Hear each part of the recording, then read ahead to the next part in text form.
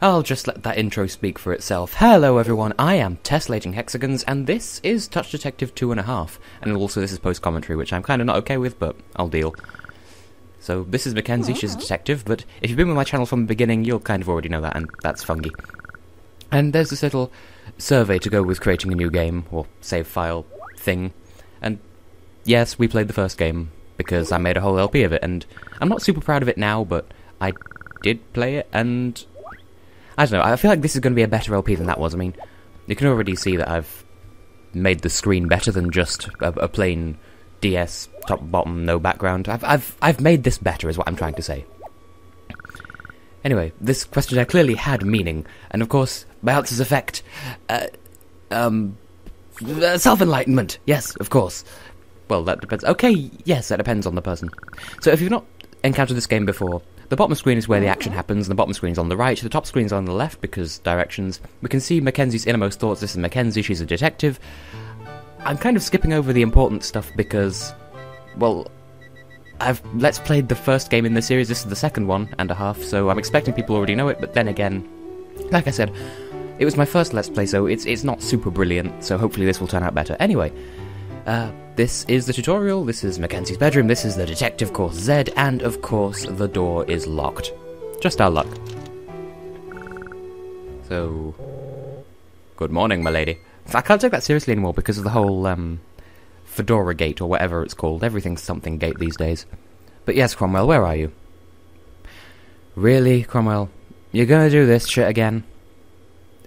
It didn't work the first time. Do you expect it to happen the second time? Or any subsequent time? I mean, apparently there's going to be a sequel on the 3DS to this game at some point, and I wonder if he'll do that in that as well. Can't wait to see what this game would look like on the 3DS. Maybe the new 3DS at this point. I'm not sure. Anyway, we don't believe yo King Lacrimosa ass. So, yes. You might remember this is essentially a massive callback to the tutorial of the first game, which the objective was to get out of the room. And, well, it's the same here, but it's the detective course Z, therefore it's better. Or something, I don't know. But yeah, we've got nothing else to do, so yeah, I'm not sure how much time has changed, how much time has passed, rather, between this and the first game, but it's been just over a year since I Let's Play the first game, so let's just imagine that it's about a year in-game as well. So Mackenzie's still as sassy as ever. She's officially a member of the Great Detective Society, which was kind of the objective of the first game. What else is there to say? We've got a tutorial going on. Don't really need any hints because I've played this game before. Cromwell, shut up so I can play my game. You might notice immediately that the music is different. Well, it's the same, but it's redone. Anyway, the items of the tutorial are hidden in different places. That's why it's the detective course Z. But what's this? There is pee in your bed!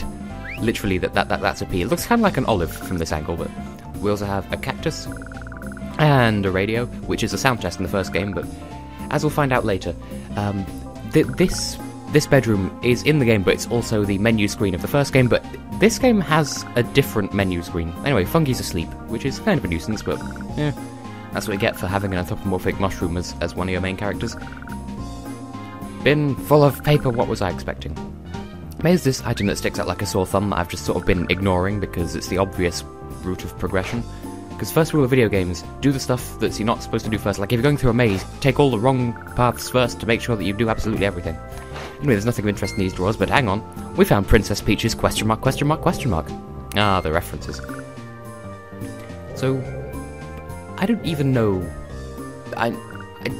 bearing in mind Mackenzie is relatively young, I'm not even going to entertain the usual path my brain would take of being suggestive. Anyway, we found a thing in that drawer, a pipette of some kind. We have this atomidzer, because American spellings.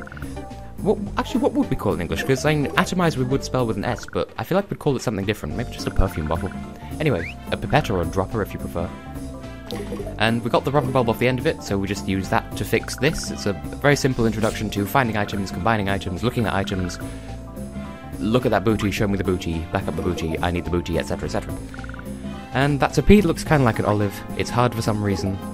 Suggestive. Anyway, I think I just glossed over that, but when examining the item, it reveals that spraying it makes you feel awake. And so we wake Funky up by spraying him with the thing, and then we feed him a pea because there's not really anything else we can do, and... that's essentially what it looks like when Europe Scale 08 burps. I'm sorry, I know you're watching.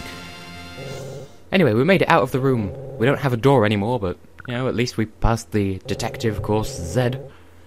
And, yeah. He is indeed impressed.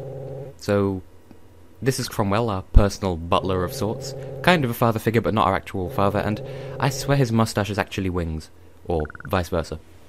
Anyway... if you recall, one of the main mechanics of the last game was the touch list. There were 50 items hidden throughout the game, where you'd just touch it and it'd be added to the touch list. It was kind of like a collectible, kind of almost like a Pokédex of things you could touch. Well, that wasn't the main focus of the game, but it was a prominent side quest kind of thing. But it ended up being a big story point. Anyway, some guy wants to publish a touch list, and he wants to make some small changes to it. So, I suppose that's fair enough. So what do we want changing, Cromwell? Are you shitting me? That is everything on the list. See, Mackenzie knows what's up. See, from a certain angle, are you high? It appears like that from every angle. Damn right, Mackenzie. Because we'll never have royalties. Royalties. Da-ba-da-ba-da-ba-da. Sigh. Yeah, I know. I'm sorry. I shouldn't have made the reference. It was dumb. Anyway, that's the end of the tutorial course. I'm going to have much more interesting commentary when we get into the main game, but for the moment... I have been and will continue to be Tessellating Hexagons. This episode was short, but it was the intro to a new series, and I'm sorry it's late, so... new menu screen! See you in the next one.